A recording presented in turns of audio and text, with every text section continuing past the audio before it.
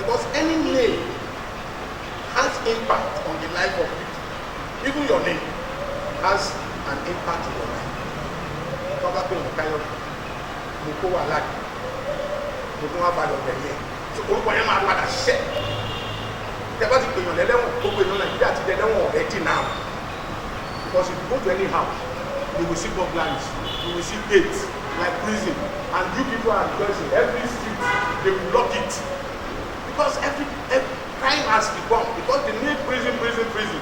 So now if you want to reform this people, because the importance of taking people to prison is number one for reformation.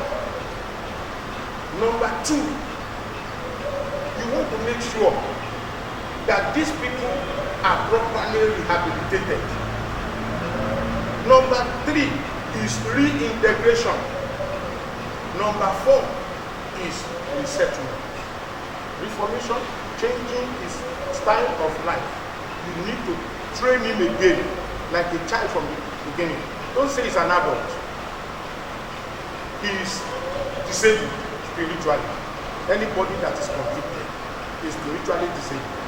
So he needed to be restructured. Like the language people are using for the nation, restructuring. But when you are going to restructure or reform, you have to break down. So you must let a person who goes to prison, don't just put him and dump him as if to say everybody has forgotten about his life. You must teach him. You know the mistake. You are a leader. You are a chief. Why did you do that? You call him to his senses. But the majority of the prisons, it is open and locked. Dumping, forgetting them. Nobody go back to the prison and say, we are going to, even if when they say, they have the carpentry workshop and they have the tailoring workshop in the prison, hey, everybody will clap. I say, one more shop there, and they return to pass over for them. They were one. So put to achieve the back, don't back. You won't think go at all. Check, when we ask you people outside, come and patronize them. Check a passion, don't pass. So nobody take up, nobody is scared, nobody is interested. And somebody will be here for 28 years. It pains me that this question is not asked when I'm at home, because I have one Baba there, up to today.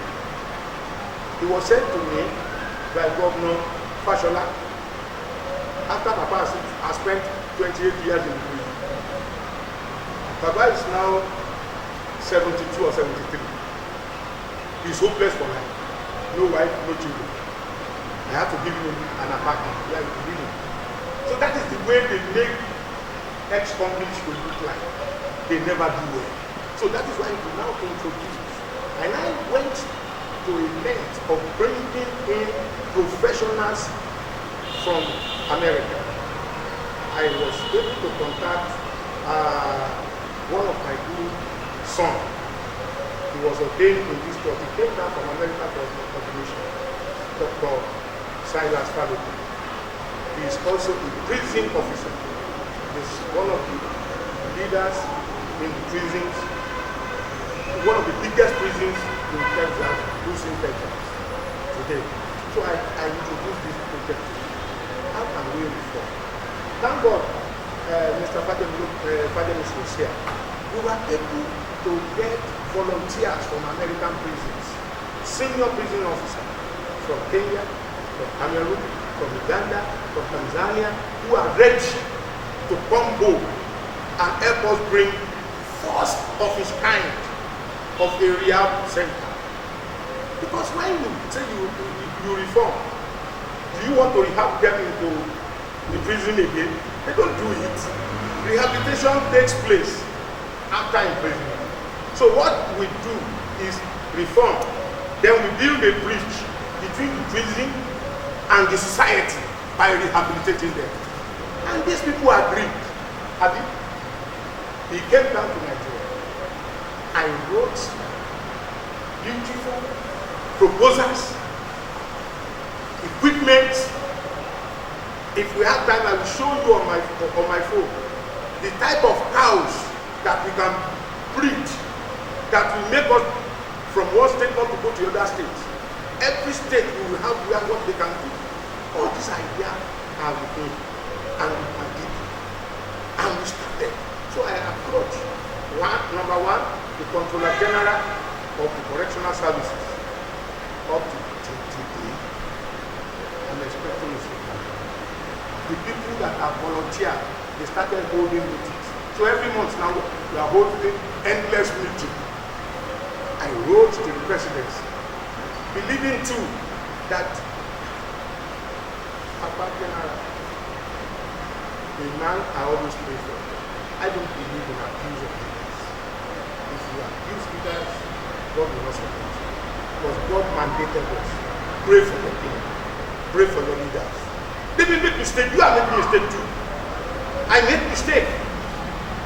So I wrote, I'm still expecting of them. So those are the reasons. And I cannot do it. If you know what we are having, we've packaged so many things.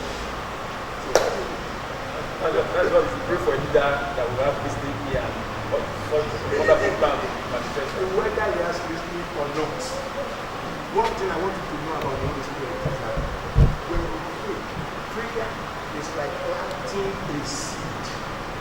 It may not grow at the level you expected, that your prayer will rise and walk.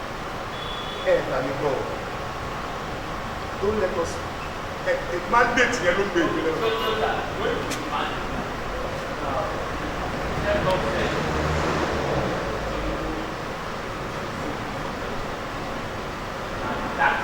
what you said. But not that God said that. But I don't understand. No, that he's going to be the president. I said, okay. If you go down to the... Okay, that he's going to become... He said he will lead my people. Okay, that he's going to lead my people. Now, I want to ask the Christian leader, the Christian association of the PFN, and what come out and made it that in 2023 that we should have a Christian. That we should have a Christian president. Since we have had 8 years of the Muslim president. That because of how Nigeria has been structured. Now, my question is that don't you think that this is a deviation of the body that you belong to? I believe that you belong to her. That is my first question. So don't you think that you are deviating from what the general body of Christians in Nigeria have said that they are open for? Now, that is the second one is that some of your recent prophecy or right from 2014, the pattern has been towards APC mostly. Don't you think that people might be asking that I do a better of things? Most of the people that you have said will become president have all come from APC. Is it that we don't have other people in other political parties, or you have not seen revelation concerning other political parties? All your revelation of Christian has just been limited to a particular single party. Why we have so many parties. So I'm just curious as a journalist, does this have to do with your political affiliation to this particular party, or maybe God has not shown you about the other party? And finally, the Vice President of the country is a Christian, is a pastor, he has to pray. Has God shown you anything about it? Thank you very much. Let me start from your first question. You said, what is your first question? Because when you ask too much questions, Can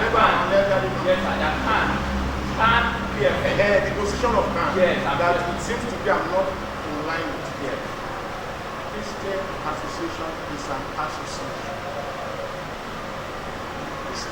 We call it Christian Association of Nigeria. Is a body of people who have lived together to work together. It does not give a mandate of authority for every Christian to be under it. That is why we mention PFN again. The PFN, before, when you mention Khan, you don't need to say PFN. Because we have 5 blocks that makes Khan.